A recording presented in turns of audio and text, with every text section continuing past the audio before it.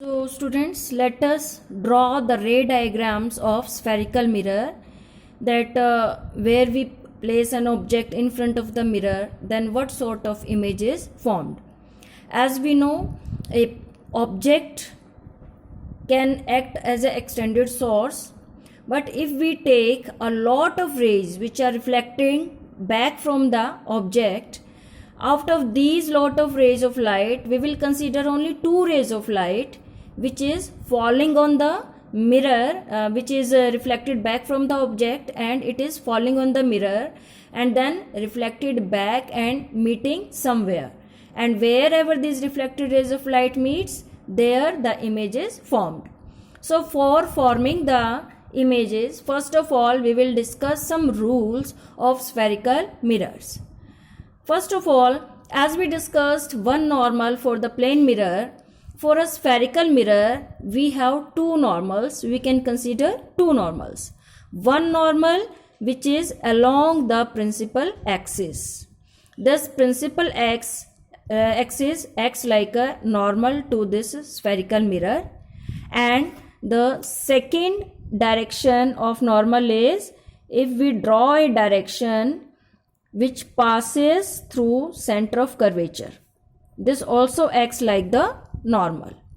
And as in plane mirror we discussed that suppose this is plane mirror, a ray of light coming along the normal, then it will reflect it back. It will retrace its path because it follows angle I is equal to angle R. And the ray of light which is coming along the normal, its angle of incidence is 0 degree, and as it is reflecting back for the same 0 degree, because I is equal to angle R, 0 equal to 0, so this will retrace the path. In the same way, in spherical mirror, if ray of light is coming along the center of curvature or along the principal axis, it will retrace its path. These are main two rules. Now, the first rule for formation of images, that the ray parallel to the principal axis, means if a ray of light after striking with the object is coming parallel to principal axis, then it will fall on the mirror, and after reflection it will pass through the principal focus in case of concave mirror. So let us draw a concave mirror, and as we know, we have to show these oblique lines for drawing the mirror. This portion shows silvered surface, and this portion shows reflecting surface.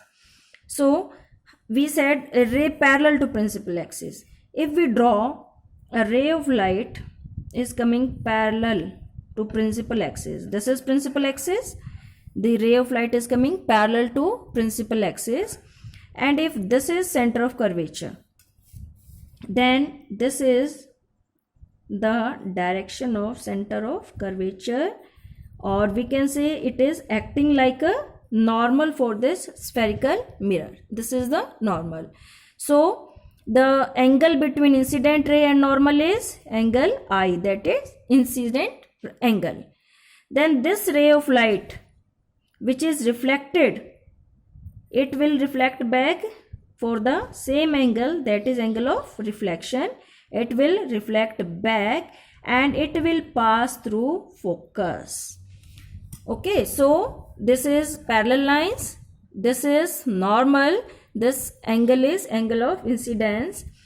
Angle I is equal to angle R according to the law of reflection, so it will reflect back and it will pass through the focus. We will show it with the arrow lines. In the same way, in case of concave, we can show this is concave mirror, and we show it with these oblique lines, and we draw the principal axis. This is principal axis. As we know, the focus and the center of curvature is on this side of the convex mirror.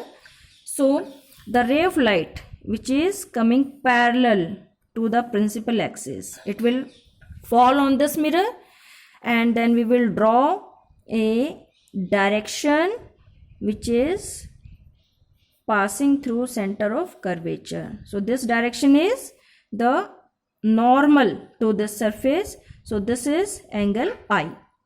It will reflect back at the same angle, that is angle R. So it will reflect back. We will show it with this direction, and this angle is angle R. Angle I is equal to angle R, and when we will back meet it, it seems to pass through focus F. So this rule is applicable for both. Okay, so this ray of light, this reflected ray seems to diverge from this focus point. It do not seems that it is coming from this side or from this side. It seems that this ray of light is coming from this focus. It appears to diverge from this point, that is focus. Now let us move to second rule. The ray passing through the principal focus means a ray of light, it can come from any of the directions. If it come along the focus, then after reflection it will go parallel to the principal axis, means this rule is the reverse of this rule. Then again we will draw a concave mirror. In the same way we will make these oblique lines to show the painted part or the silvered part of this mirror. This is the principal axis. Then again this is center of curvature. Now in this rule, this ray passes through focus. So we will show this is focus point, and if a ray of light is coming and it is passing through this focus, this is our incident ray. Then we will draw the direction of the normal. We will draw a normal which passes through center of curvature and meeting at this point. So this angle is angle I, and as the reflected ray will make same angle and it will reflect back, so this angle is angle R, and we will make this arrow cap. This reflected ray, it is parallel to the principal axis. This is the rule. The ray of light is coming along the focus and it will reflect back. It goes parallel to principal axis. In the same way we can show in convex mirror. So this is convex mirror. We will again show these oblique lines. Then this is the principal axis to this convex mirror, and this is focus, this is center of curvature. In the same way we will show that suppose a ray of light is coming along the focus. This is ray of light, it is coming along the focus. Then this we will show the direction, that is from this center of curvature. You can see that I have put the scale on center of curvature point and on this point where this ray strike to the mirror. This is normal, this is angle I, and then we will draw another ray, that is reflected ray of the same angle, that is I is equal to R.